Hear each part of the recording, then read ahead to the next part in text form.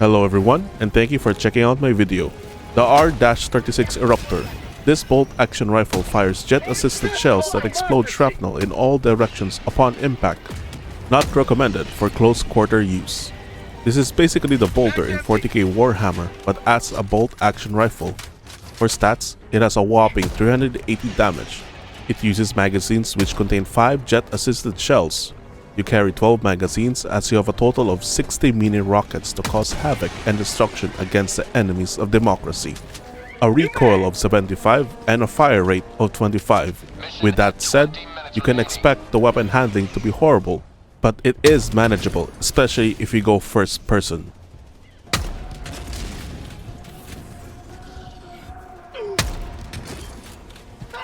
Requesting air support.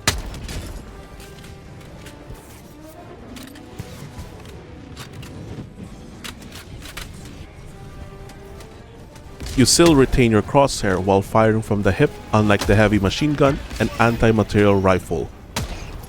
That's called democracy!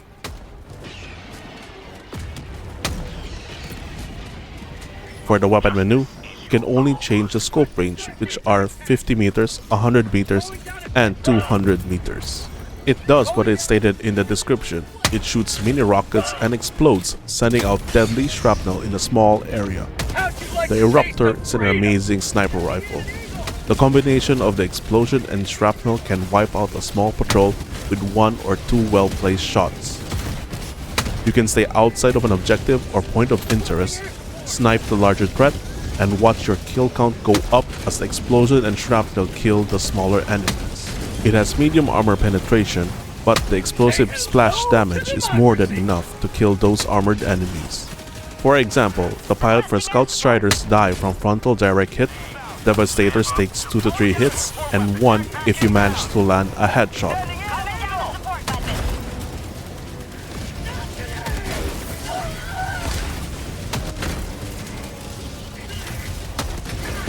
Brood Commanders gets 1 tap at the head, and same goes for Bile Nursing Spewers. Requesting advanced weaponry. Requesting sentry. Hive Defenders also takes 2 to 3 shots to their armored head, but aiming at the ground and have the rocket explode at their belly can kill them instantly. It can also kill Chargers by aiming down below their weak, thick butt. You have ignited the torches of liberty. Extraction awaits. As for utility, it can destroy bug nests and bot fabricators. It is like the autocannon where you need to aim at a specific spot in the vent, which is in the middle.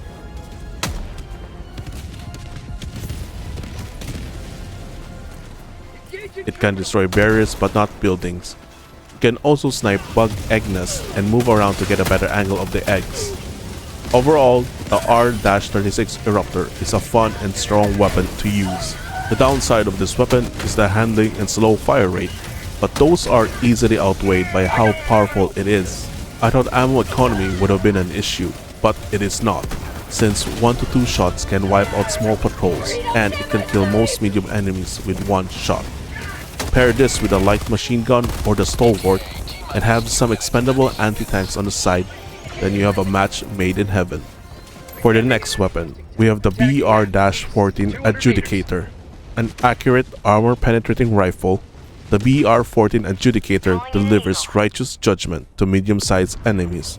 Though its restrictive magazine limits its effectiveness against large groups. Earlier in the video, I praised the Eruptor for its amazing damage, ammo economy, and everything else.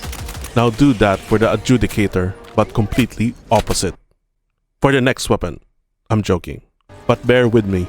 The Adjudicator is not that weak of a marksman rifle, it just needs some few tweaks. For stats, it has a damage of 80 with a magazine capacity of 25 bullets, and you carry 6 magazines for a total of 150 bullets.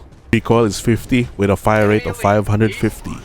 For the weapon menu, you can change the fire mode to semi or auto, but I do not recommend full auto because of the recoil and small ammo capacity. You can change the scope to 25 meters, 50 meters, and 100 meters. For a marksman rifle, it feels lacking. The Eruptor can be scoped to 200 meters, but this designated marksman rifle cannot. It takes 2 bullets to kill the scavenger unless you hit the weak point. That should tell you how low the damage output of this weapon, along with the low ammo capacity. You will be reloading and running out of ammo frequently. Granted, it does say it is meant for medium-sized enemies and its magazine can limit its effectiveness against numerous enemies. Even against a hive defender or brood commander, it feels like you need to unload half or the entire magazine just to kill one of them. Found something! The Adjudicator can be used effectively when you are aiming for those weak points. Maybe the reason why I feel this weapon is weak because when it comes to Terminids, they will always try to swarm you in numbers, and you don't have the luxury of time to aim at their weak spot. Now compare that to the automatons where most of them would engage you at a distance. You can kill the infantry type bots, trooper, raider, marauder with a single shot to the head or 2 shots to the body. Same for the pilots of the scout striders. For devastators, 2 shots to the head kills them, which is highly recommended.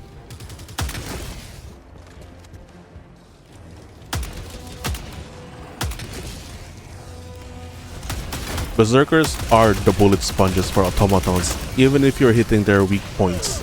It takes half or the entire magazine depending on where you hit the berserkers to kill them with this weapon.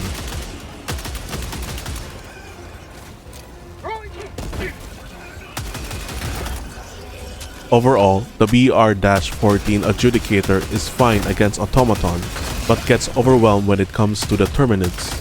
The handling of this weapon is good, and there is significantly less sway compared to the other marksman rifle.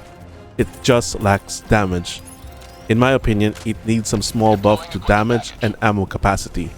Next weapon is the CB-9 Exploding Crossbow.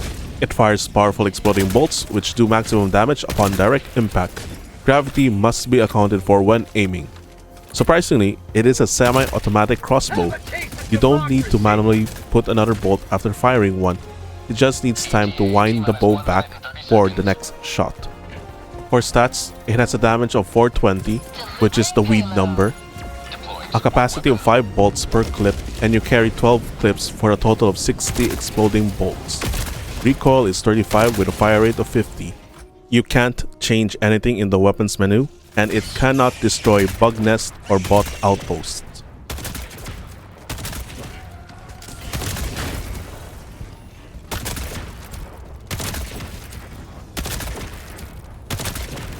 The size of the splash for the explosion is decent. You can wipe light armored enemy patrols with 1 to 2 bolts. It is easy to handle. The crosshair circle seems too big for the actual hitbox of the bolt, or it could just be my horrible aim. It can kill devastators with 1 bolt to the head and around 4 bolts to the body. The splash damage can kill scout strider pilots. Overall, the exploding crossbow shines when it's going up against a group of enemies at a distance, especially against Terminids. Just don't let them get too close.